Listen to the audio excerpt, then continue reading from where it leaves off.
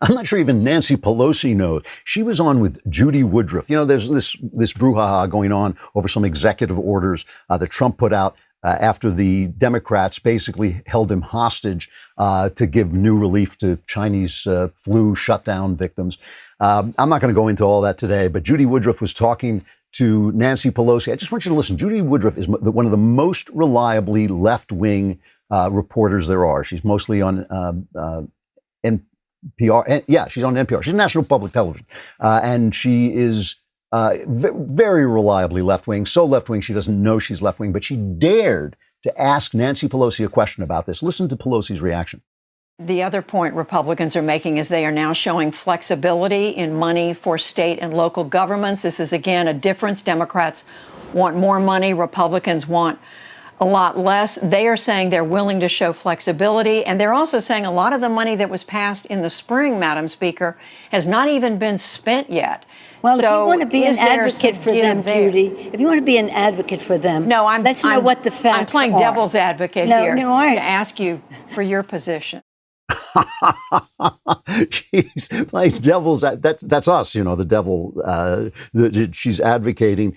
You know, she's asking a simple question. She is it is her job. It was her job in the days when she had a job in journalism. It was her job to pose to the left the questions from the right and to pose to the right the questions from the left. I was a journalist. I did this all the time. You know, they told it 2 quotes and write it up. You know, 3 quotes and write it up. It was 1 quote getting the facts, 1 quote getting the reaction from the left, and 1 quote getting the reaction from the right. And you got those reactions by posing the opposite questions to the guy. So the left-wing guy, you told them what the right was saying. The right-wing guy, you told them what the left was saying, and they had to argue their point of view. It was like a debate on paper, right? That's the way journalism used to work. Nancy Pelosi is so shocked that Judy Woodruff would ask her. She basically feels she's being an advocate. And they have done this, again, by demonizing the right so badly that they don't even think that they're responsible to the arguments of the right. And as long as they can keep the left in that mindset, they can keep the left insane, which is what it is, because it's not that we on the right are right about everything.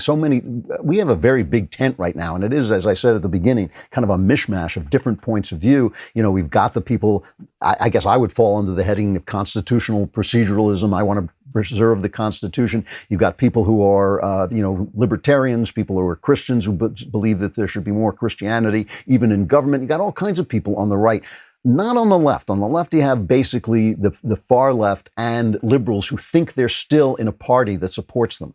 Really, if you wanted to be a liberal now, you would become a Republican. Really, if you wanted to be a liberal now, you would become a Republican, because we're the only people who still believe in free speech, the First Amendment, the Second Amendment, the Electoral College, the Supreme Court being untampered with. All of those things are beliefs on the right. If you want to preserve the country at all, you would be on the right.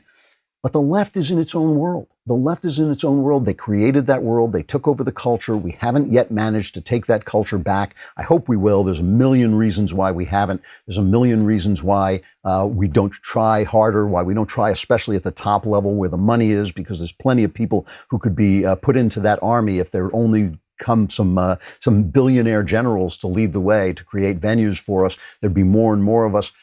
But we haven't got that support, so we're fighting this kind of Revolutionary War battle where we're popping up from trees and fighting at the Empire of Lies. You know, we're fighting against the Empire of Lies by popping from trees with our flintlocks and taking pot shots at them until Jack at Twitter silences us. And then we have to find some other way to get some other tree to hide behind and shoot at these people as they go marching through this world. But they've created a world for themselves that's detached from reality, a world in which they openly say there's no reality, there's only the narrative. They are openly insane. They just are so insane, they don't know they're insane. They don't know that their very philosophy is insane. And one of the ways you see this, of course, is in the treatment of Joe Biden. Let's go back to Ms. Stelter talking about Joe Biden. There was a picture of him played on Fox of Biden riding a bicycle. I guess they let him out of his basement long enough to get some exercises. Cut 18.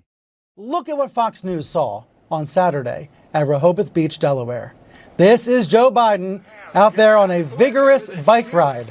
Not wearing a helmet, but definitely wearing a mask, by the way.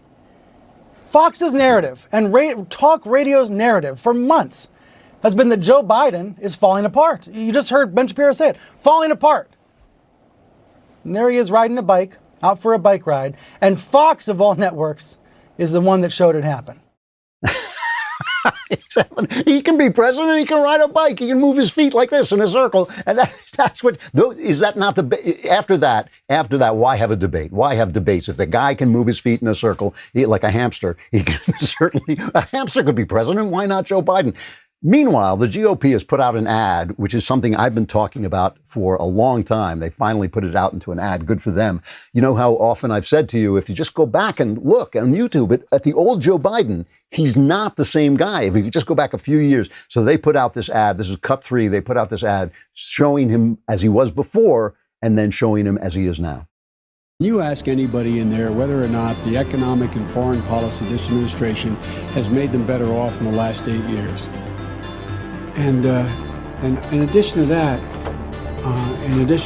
we have to make sure that we are in a position that we can insure every single solitary kid. We can provide catastrophic health insurance right off the bat. We can do that for the cost of just one thing, the tax cut for people in the top 1%. And with I don't know. You got to give them to the people who are going to spend the money. You got to deal with making sure American companies can be competitive, have a health care plan that doesn't put them at a disadvantage when they compete overseas. There's during World War II, where Roosevelt came up with a thing that was totally different than he called it